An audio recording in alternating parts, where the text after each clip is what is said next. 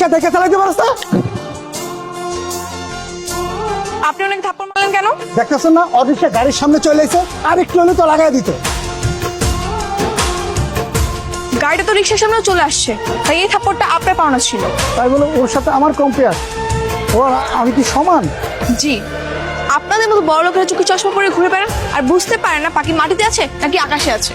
এর জন্য বড় লোকদের আমি একদম দেখতে পারি না। মেয়েটা কিন্তু সুন্দর আছে, আমার ওকে হেভি পছন্দ হয়েছে। মেয়ের ঠিকানা ম্যানেজ করে বিয়ের প্রস্তাবটা পাঠাচ্ছি। আমি তো কবির সাহেবকে দিয়ে পাঠিয়েছি বিয়ের প্রস্তাবের জন্য। ওই মেয়ের আশা একদম ভুলে যান। মেয়ের মা সাফ সাফ জানিয়ে দিয়েছেন ওই মেয়ে বড়লোক কোনো ছেলেকে বিয়ে করবে না। তাহলে কাকে বিয়ে করবে? কোনো গরিব ছেলে। চলে আস, রেডি হন। তোর এত বড় সাহস! গরিব ছোট লোক কোথাকার! আজকে থেকে তোর বেতন কাটা। তোর মতো গরিব মিসকিন ছোট লোক আমার একদম সহ্য হয় না। কি হয়েছে এখানে? দেখেন না ম্যাডাম, আমি ওনার গাড়ি পরিষ্কার করার কাজ করি। গাড়িতে একটু ময়লা ছিল, এখন বলতেছে এই মাসের বেতন থেকে নাকি টাকা কেটে নিবে। আপনি এখানে নাক গলাবেন না, আমার লোক আমি বুঝবো। এই গরিব ছোট লোক মিসকিন কোথাকার, যা গাড়ি পরিষ্কার কর। আপনি ছোট লোক বললেন কেন ওকে? ও কি করেছে? ওকে আপনার সঙ্গে তর্ক করেছে নাকি আপনাকে মেরেছে? হ্যাঁ, ছোট লোক হলে আপনি, আপনাদের মতো বড় লোকেরা।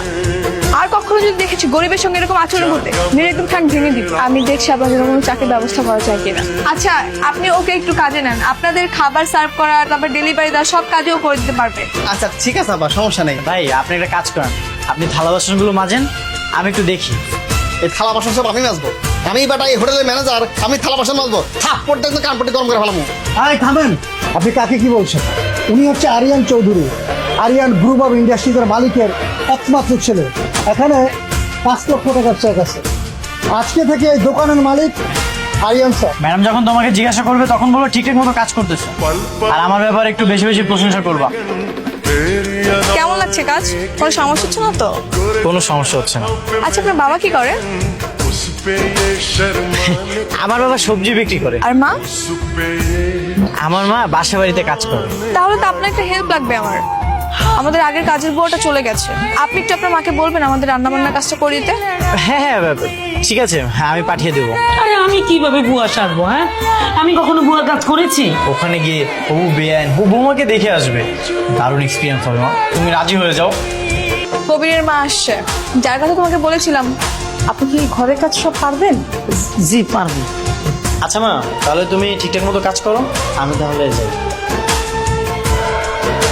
জানেন, আপনার মাও কিন্তু অনেক ভালো মানুষ। আচ্ছা, আপনার বাবা যেন কি করে বলেছিলেন? বাবা বাবা ওই যে সবজি বিক্রি করে। চলুন না আপনার বাবার সঙ্গে একটু পরিচয় হয়ে আসি। আজকে আমার বাবা একটু কারণ বাজার গিয়েছে সবজি আড়তে, কালকে নিয়ে যাই। হ্যাঁ ঠিক আছে। তুমি বোকার মতো হাসছো কেন? ওমা হাসবো না? এখন কেমন লাগে? আমি যখন কাজের বুয়া সাজবো বলছিলাম তখন তো খুব মজা নিছিলাম। এখন এখন তো তোমাকে সবজি বিক্রি করতে হবে। এই যে আমার আব্বা যান। আসসালামু আলাইকুম চাচা। ওয়ালাইকুম আসসালাম। কেমন আছো মা? ভালো আছি চাচা। আপনি কি আমাকে আগে থেকে চেনেন নাকি? শুনুন না কেন, তুমি আমার বউরে তোমার বাড়িতে কাম দিছো, আমার এই পোলারের একটা চাকরি দিছো। তোমার নাচি নাকি উপায় আছে? আল্লাহ তোমার মঙ্গল করুক, তোমার সুখের সংসার হোক, ঘর জুড়ে একটা ফুটফুটা সন্তান আসুক।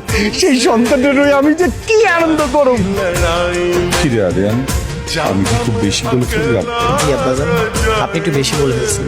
আপনার ছেলের সাথে আমার মেয়ের বিয়ের দিন ঠিক করতে হবে। আমার মেয়ে আপনার ছেলেকে পছন্দ করেছে।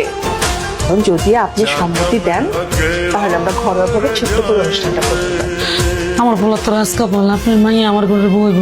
আমি রাজি, আমি রাজি। কালকে বিয়ে পড়াই যাই। না না না না না, কালকে কালকে না, কালকে আমরা দুজন বসে কথা ঠিক করে আগামী শুক্রবার আমরা বিয়ের দিনটা ঠিক করে ফেলি।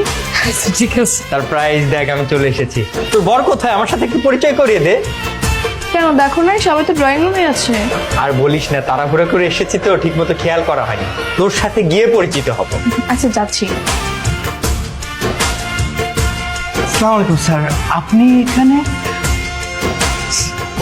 আপনিও আছেন স্যার? ম্যাডাম আপনি? কি ব্যাপার, ওদেরকে এইভাবে রেখেছিস কেন? প্লিজ কিছু নিন না। ম্যাডাম বসুন। মানে? ওহো, তোকে তো বলাই হয়নি। উনি হচ্ছেন আমাদের চৌধুরী গ্রুপের চেয়ারম্যান রাইহান চৌধুরী।